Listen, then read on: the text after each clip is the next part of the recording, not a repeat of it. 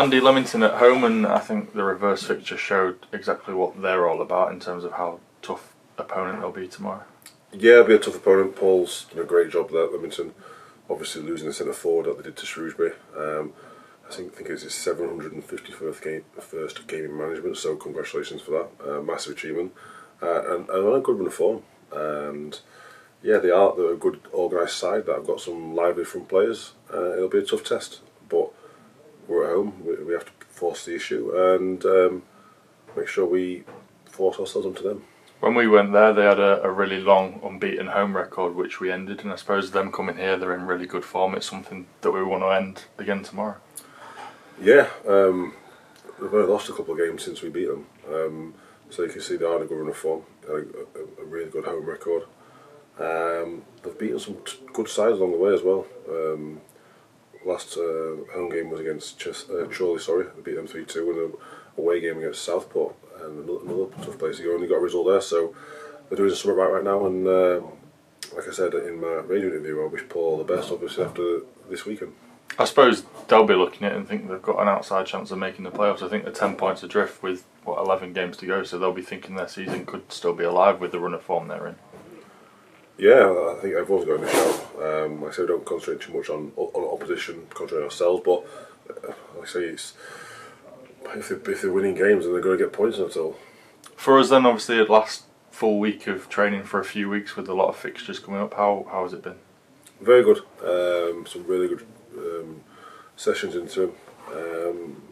Towards the back end of the season, it's not about getting distance into the players' legs, it's about making sure they recover properly, making sure training is done properly, having a schedule which we've stuck to, and making sure everyone's fit. And we have done.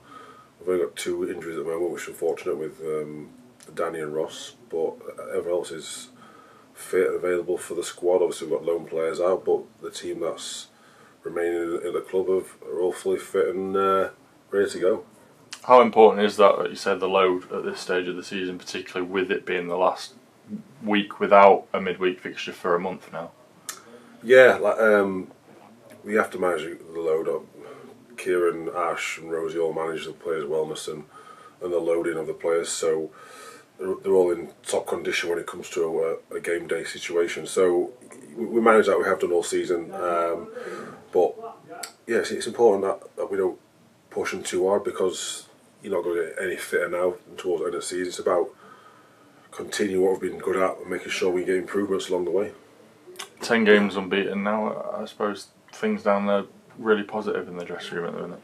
The players are in a great mindset. They've got that never get beaten attitude at the moment, which is pleasing for a manager, because obviously we're doing something as a staff, as a coaching staff all together. We are heading in the right direction, but like I said all along, we're still improving, we're still getting better at certain things that we've got to get better at. But no, just a continuation of where we've been good at, like I said, what we can improve and not get too carried away when things are going well. We just got to make sure that we maintain a constant throughout the season, which we have done. In amongst that run, we obviously said that the Curzon equaliser felt like a win and was a springboard. How much could the equaliser last week be the same again? Yeah, it's always nice to get a last minute equaliser. It's always a bit of a kick in the teeth if you concede that one. But I thought overall we should have won the game. I always want to win every game, but like I say, if we can't win it, we don't get beaten. Like I say, the players that keep showing that attitude and desire to get on any chances, and unfortunately for us, it came off one of his players' backside and fell into Carlton's hands, and then it stuck in the back of the net. So pleased for Carlton again, got another goal, and comes into selection.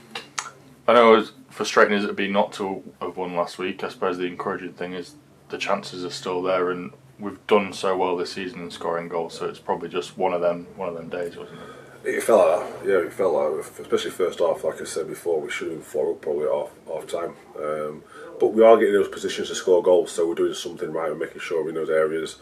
And like I said, another day they go in and it's an easy game. But if you don't take the chances, you've got to be switched on at the back. If you don't switch on, you get punished, and that's what's happened in the league this season. I think our only defeats have come from individual mistakes. So just got to keep switched on all along. And I say, if we're going to get the chances, got to be clinical in our box and theirs. I know we've touched on it, but a lot of different shapes over the last few weeks. they all seem to be working and the players seem well drilled. I suppose it's just one that suits each individual game, isn't it? Yeah, take it game by game. That's what we've done all season. We've analyse opposition, make sure we get the homework done on them, and make sure that the team we put out is the team that will get the result. We're well versed on a few formations, which is credit to my coaching staff for doing all that. And we just make sure that if we need to tweak things, we can tweak things. And the team's flexible. I've said it along, we've got players that can play in different formations, different systems, different positions. So they're not just fixed on one position, they can play a number of positions.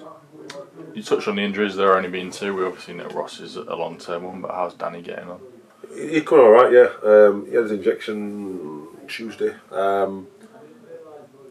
Like I said, there's no guarantees in terms of speed of recovery because each person recovers individually, so it could be 2, 3, 4 weeks. I know I said before he probably could shave a couple off, but we're not 100% sure if it will now.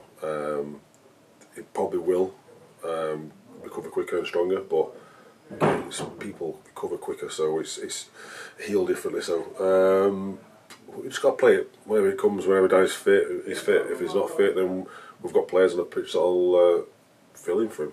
So if you look at Danny's injury history, when he has been injured, he has come back pretty quickly in the past. So I suppose that serves as a little bit of encouragement, doesn't it? Yeah, it does. It does. He's always come back and he's always willing. He's always chomping a bit. He's been in the change room obviously all the time, so he's in and around it. He's a good person to have, and the players want him to get fit because he's a top player for us. He's scored a lot of goals. He's assisted.